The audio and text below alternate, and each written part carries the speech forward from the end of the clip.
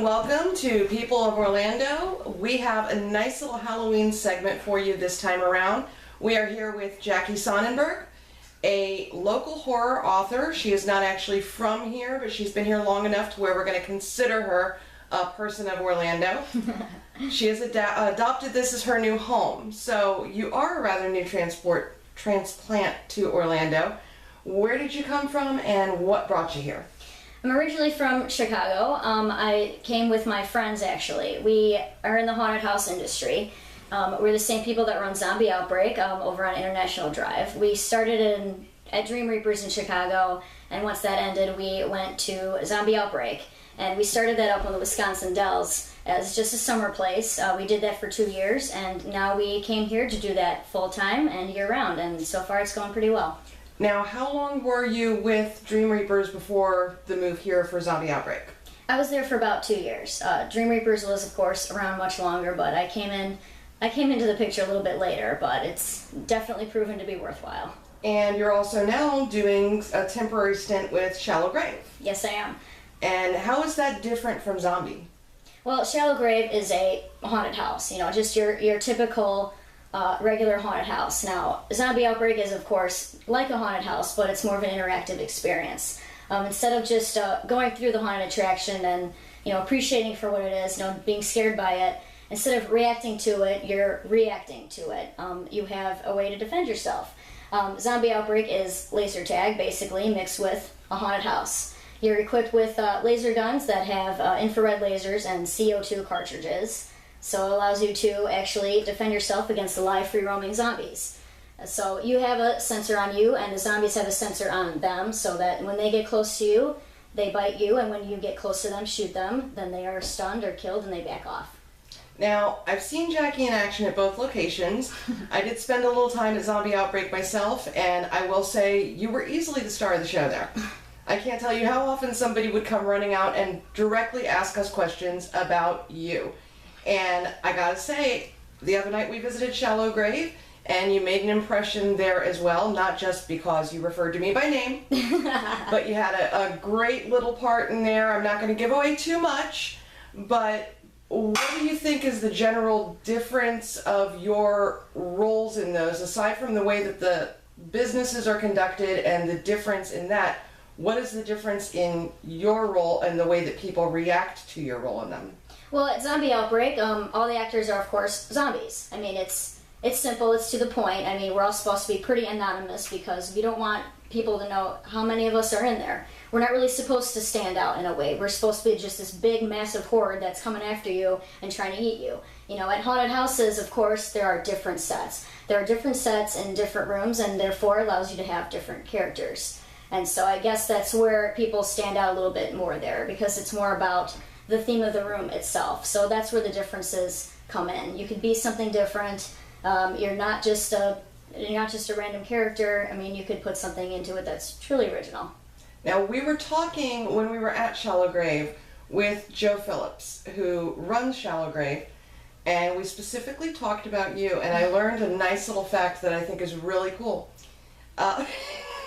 Nothing bad. This is a very good compliment toward you.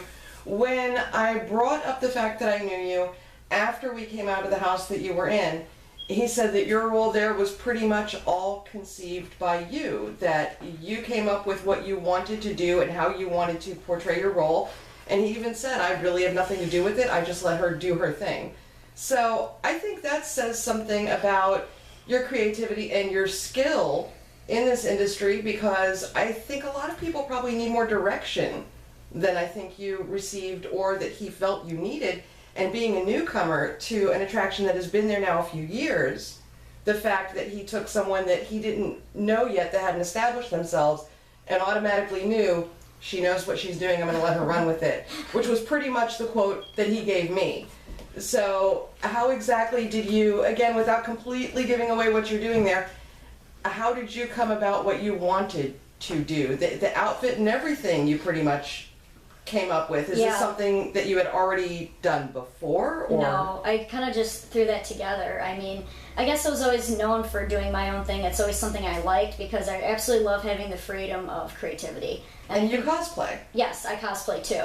I love to do that. So I'm really all into characters and costuming and everything. So when I went to go visit Shallow Grave, I just kind of, I did a tour of the place. Joe and I walked through and I looked at the sets and I just kind of started just thinking, okay, what am I going to do? What do I want to do?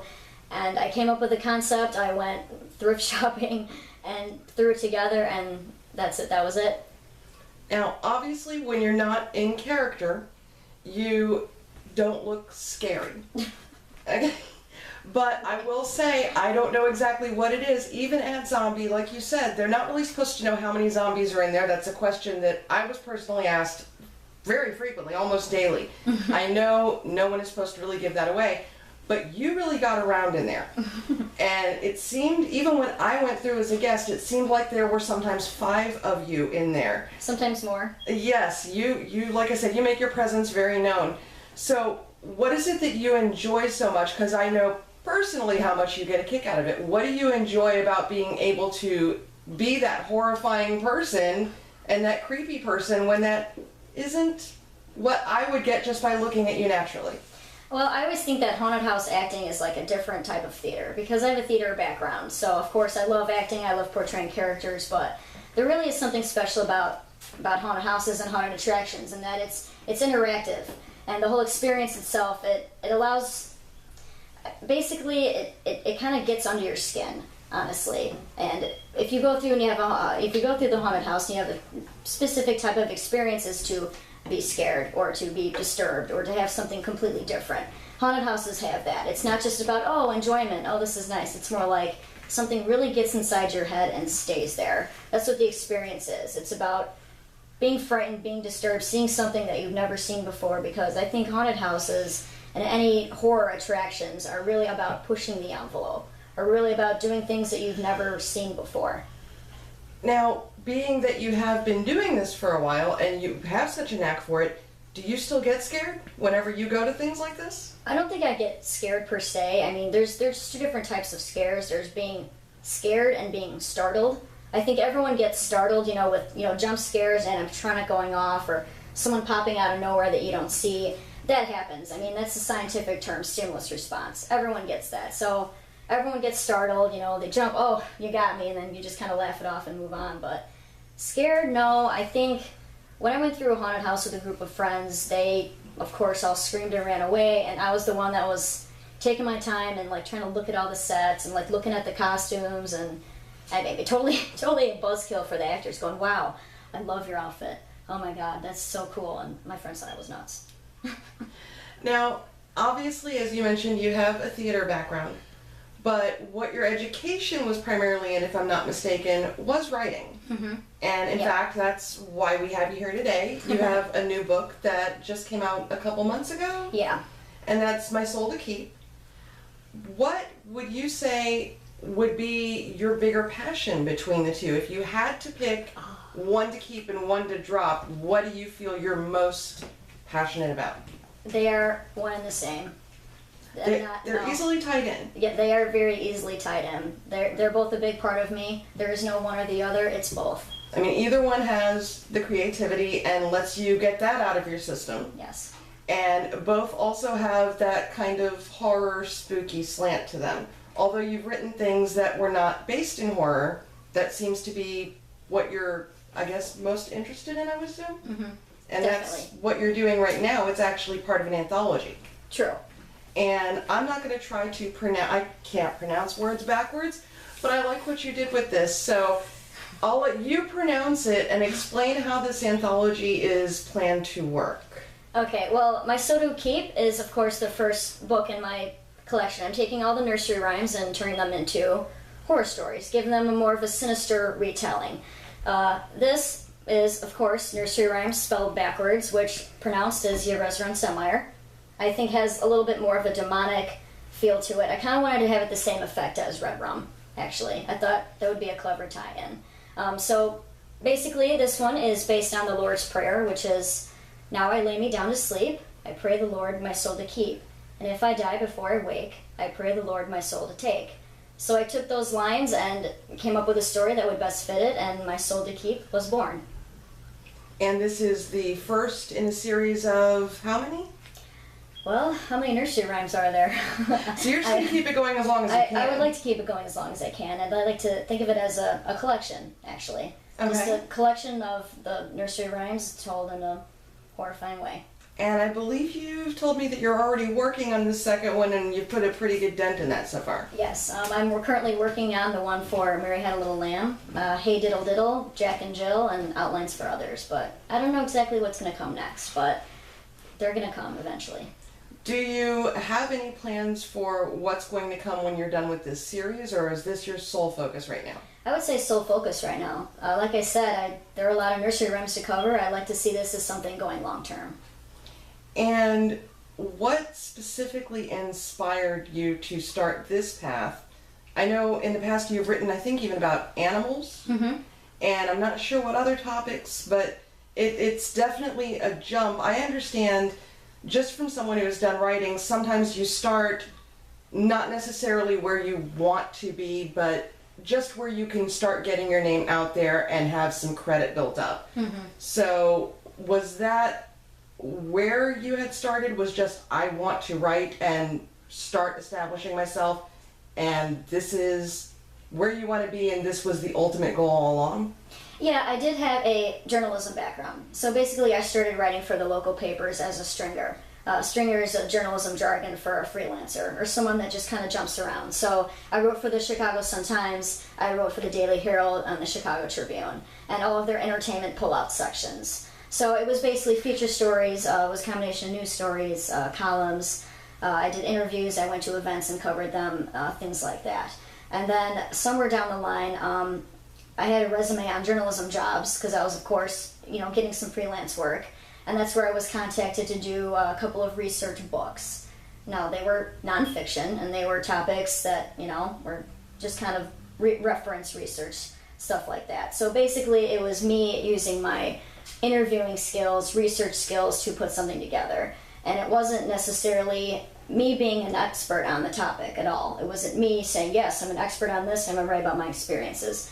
But it was me using my skills as a writer, as an interviewer, to take truths, to take information and put it together. So it was by ways of interviews, it was by ways of research, and that's kind of how that happened. I thought of it as like a really, really, really long book report for school. You kind of absorb it all in as a sponge, and then you squeeze it all in, and then it's done. I mean, to this day, I did something on real estate, and I don't even know to this day the difference between a Roth IRA and a SEP IRA. Well, that makes two of us. Yeah, there you go. And how long had this been planned before you actually got it published? Oh, those books? My Soul to Keep. Oh, My Soul to Keep? Well, I just contacted a bunch of publishers and whatnot, and you just keep going until you get somewhere, and that's what I did. Now, again, as someone who has written and at one point tried to write books myself, rejection is a very big part of it. Yeah. As someone who has written and obviously has a talent for it, I'm sure you even experienced that at some point too. Oh, yeah. How do you keep from letting that discourage you? As a writer, what is your own personal mantra or way for coping with that rejection?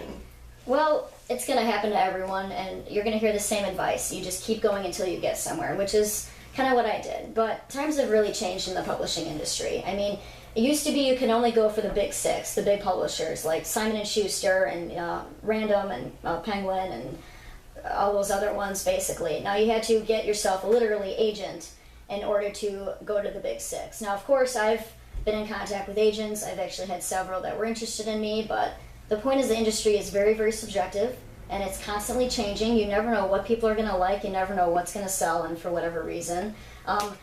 You really can't take it too personally. If someone expresses interest in your work and then backs off and says, hey, you know what? I don't know who to sell this to.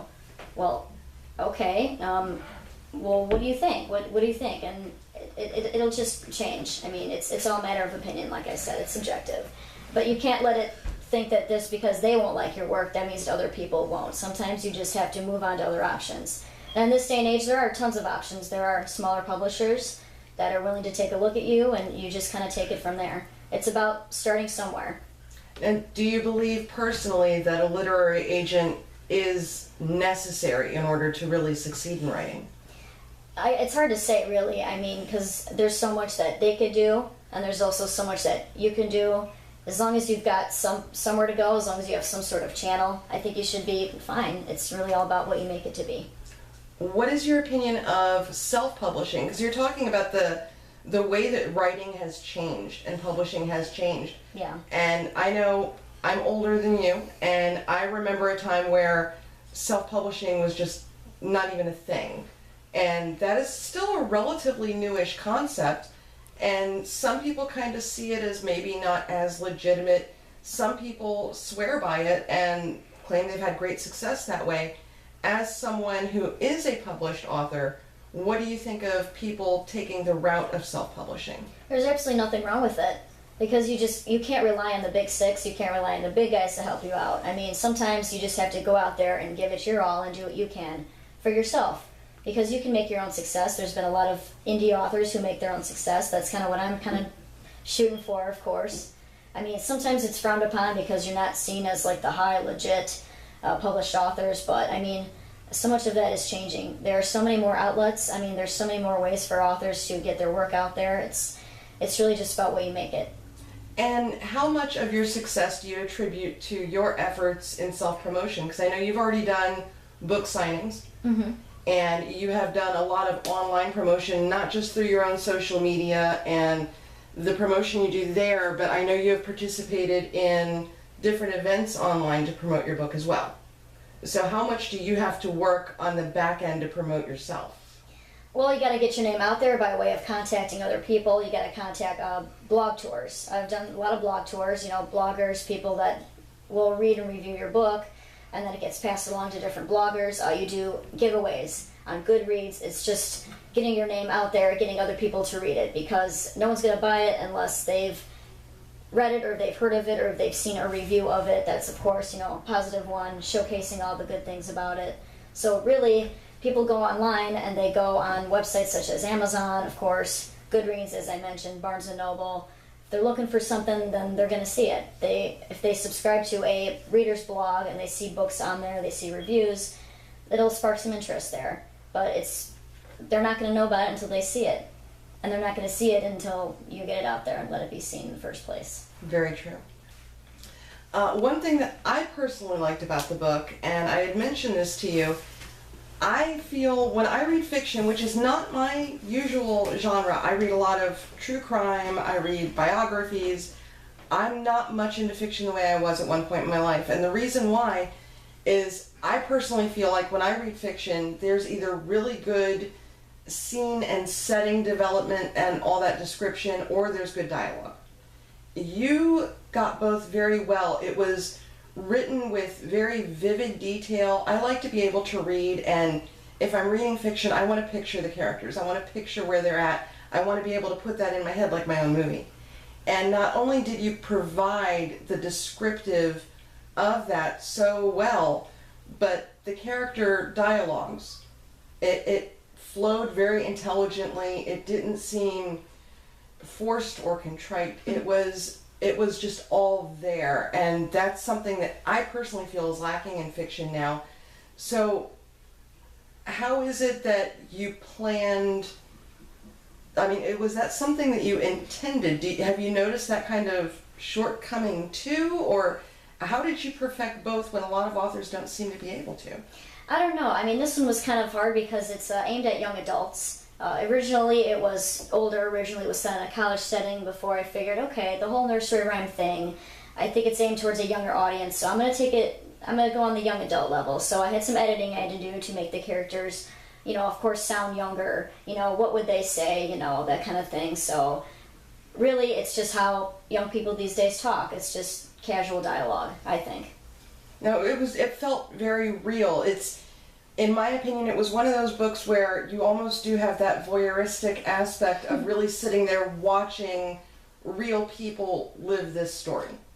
And that's, one thing that I did find interesting. When I read about the premise of the book, I almost expected it would be laid out like an old Mother Goose book with just a story, but you actually have character continuity throughout. It's not just, here's a little nursery rhyme, here's a little nursery rhyme. there are characters that deliver a story kind of, I'm not even exactly sure how to word it, but you have that character development throughout the whole story intertwined with the nursery rhymes themselves. So it's not quite what people would expect. Like I said, I had a very different expectation. I didn't realize we were going to have characters delivering this. And we do have the character of Sky, and that was one that I really took notice of. She has a lot of depth, more than a lot of characters that I've noticed in similar, again, fiction stories. Sky is someone that I feel everyone would be able to either relate to personally as someone that they could see themselves in, or that they could see a friend in. And I'm wondering, was Sky based on anyone specifically, or where did Sky come from? Because she has a little bit too much depth to just be some basic thing that just popped out, to make the story happen. She was a basic thing that just popped out to make the story happen. I mean, with characters in the story, it's all about a conflict. You don't have a character, you don't have a story unless you have conflict. Now, it's all about the main character going through a conflict and how they change, and how the story grows with them changing, and ultimately how this conflict is solved. So that's kind of where that came from. In this case, Sky's going through a traumatic event by way of a death in the family, and so I wouldn't say she went through some depression, but that's just basically her conflict. She's vulnerable. She's in a bad place. She's going through a mourning period. So the story is all about her and her place, and how she grows from it, and how she ultimately, gets over it and responds. And can we expect in the next book to see the same type of character delivery? Possibly. And when do you think that book may be completed? I don't know how far along you are now. I don't think I've actually checked in on that in probably about a month. So I'm working on it. And I know you're working a lot, so I don't know how you find time to really get any writing done with all of the other work that you're doing. So I know that's got to be slowing it down a little bit, but... A little bit, but you got to make time for stuff. I mean, yes, I'm working on the next couple nursery rhyme books, of course. I think Mary Had a Little Lamb would come next. All I could tell you is Mary and Her Little Lamb are not so nice. That's all I could say. Well, I wouldn't expect anything different. Now, out of all of the different nursery rhymes that you have presented in My Soul to Keep, what are you most proud of, or what was your favorite? The nursery rhymes that I'm researching right now. Well, yes. I mean, I kind of know what I'm doing for a lot of them. When I got the idea, I just kind of sat down, and I have a notebook, a couple pages already filled out of potential plot outlines, and occasionally I'll go in and I'll read them, and I'll just change them up a little bit. But I feel like down the line they'll develop more, of course, once I get into them. Now, when you were little and first learning nursery rhymes, did you just naturally, innately put an evil spin on them in your own head then, or did this come later? No, this definitely came later. Actually, this was inspired by a very old movie called Mother Goose Rockin' Rhyme. It stars a very young Howie Mandel as Humpty Dumpty, and Shelley Duvall is in it. Yeah, it was one of my favorite movies as a kid. How did I miss that? Well, okay, so it came on TV once, and being the nostalgia junkie that I am, I was watching it, and it was during Halloween season, of course. So I'm watching it, and I just, as a joke, I thought to myself, God, this would be so much better as a horror story, and bam. So that was probably the initial inspiration? That's what happened, yeah, it just kind of happened. Wow, so you saw that, and it just kind of opened your brain up, Yeah. and this was the result. Well, that's beautiful. I love it. So aside from the writing, what other specific aspirations do you have? Do you see yourself continuing to work in the haunt industry long term? So you plan on keeping going full steam ahead with all this? Absolutely. I mean, I love the fact that I can combine my two worlds together, the writing and the haunting acting, because I'm also doing some writing for Zombie Outbreak too. I'm writing the backstory to that. And that is on the website, correct? It's under blog, so there's little snippets here and there of the backstory of what happened at Zombie Outbreak, which that will eventually be a book, of course.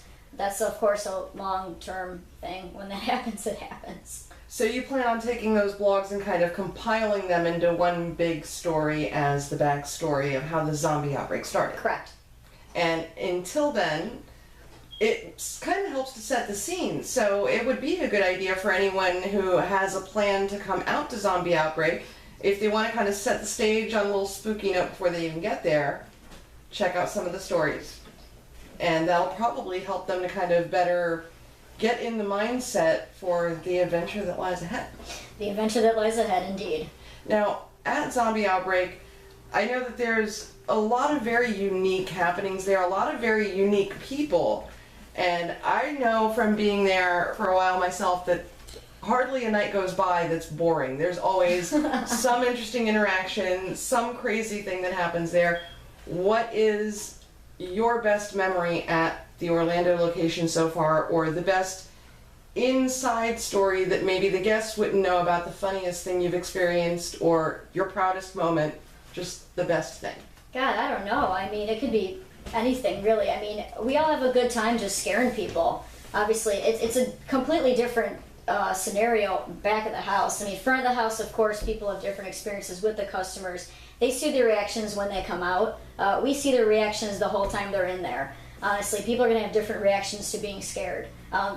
The most important thing is the safety thing. People swinging their guns around. We don't want to get hit with them. There have been several close encounters, but I mean, we've all been trained to just kind of matrix our way out of there and back off a little bit. So, but we see different ways people get scared. Some people, react, and some people react better than others. Let's just put it that way.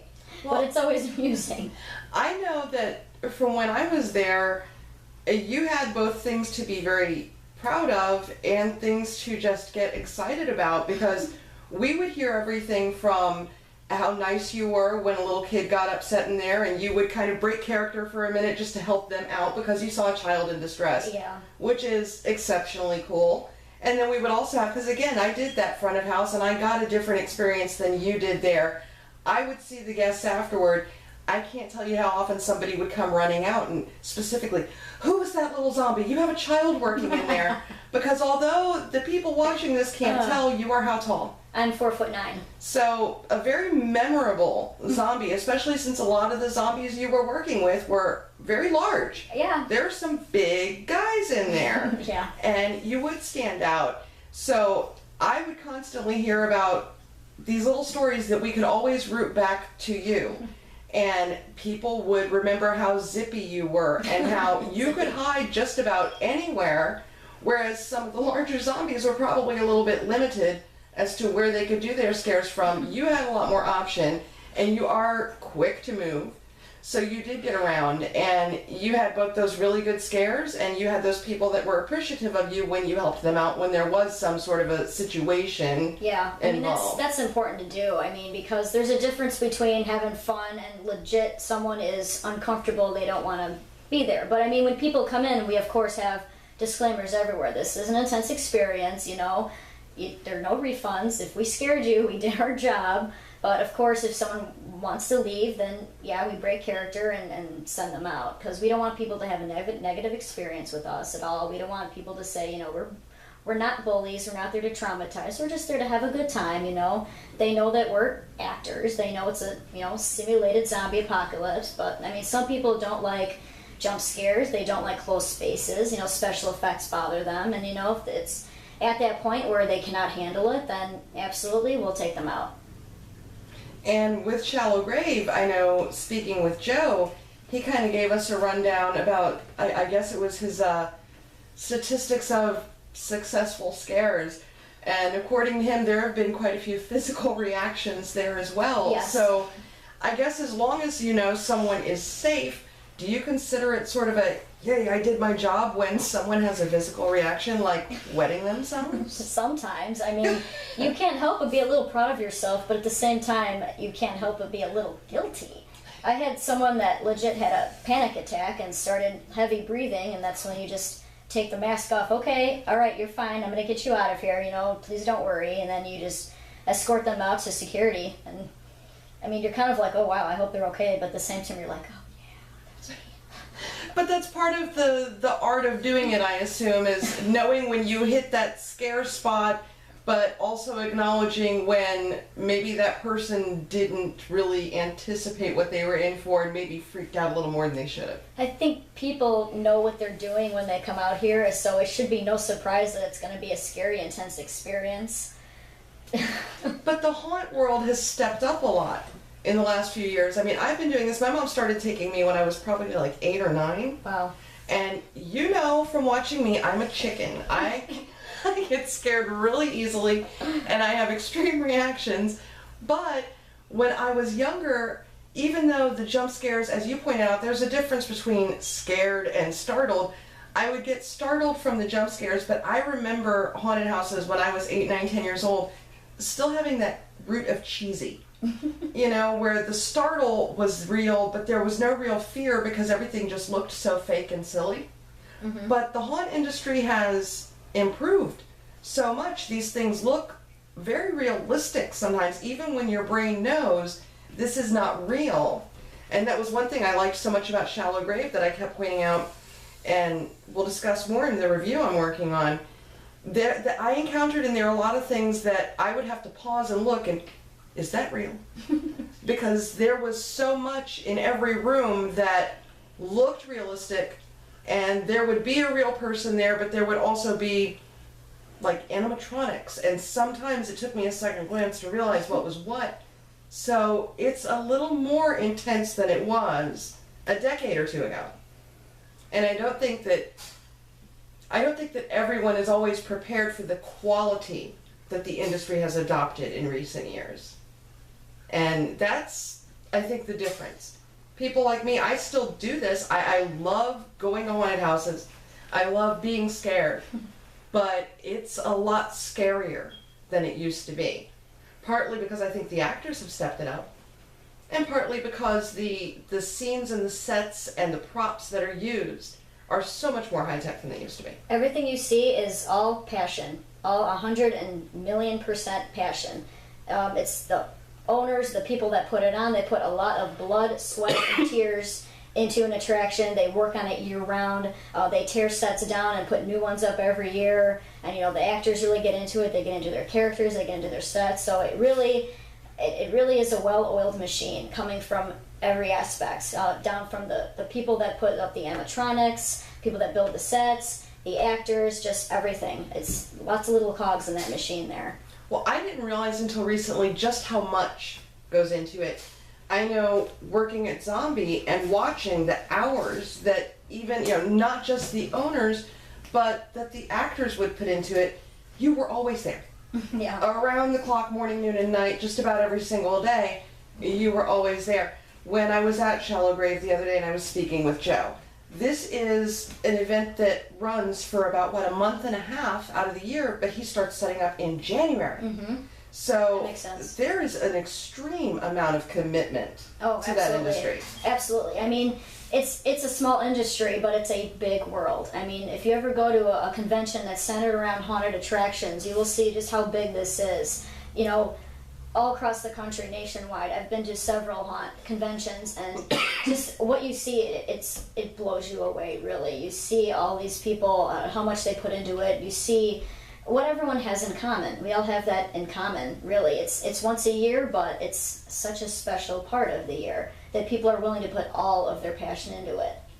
Now, if you're working in the haunted industry and you write these horror books, I have to assume that you probably love everything horror.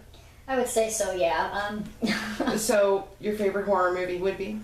You can't really pick favorites, really. It's kind of hard. I mean, you have the classics, of course. You have the slashers. There are different types of horror movies. I mean, I personally like the ones that get in your head. I like the psychological thrillers that, you know, the ending that you never saw coming. Of course, I like Orphan. That's a creepy one. Yeah, well, I can see that being kind of reason. similar to the theme you have going here. It's got a little bit of that same feel to it, you know? I also love Coraline just because I'm a huge Neil Gaiman fan, and I really think that movie is underrated. I mean, the theme is the hero's journey. You see that everywhere. It started with Star Wars, and of course the evil witch and the Hansel and Gretel, you know, luring children in with promises of goods and sweets and happiness, and she just wants to devour them. It's all evident in there. So you like the veiled evil? Kind of, yeah. I like things that are hidden in little nooks and crannies that you don't see coming until it's too late.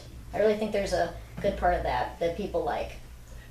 In a way, that's even kind of your own theme. Like I said, you certainly don't look intimidating and threatening, but you can be as spooky and creepy as they come. So I see how you've even adopted that personally.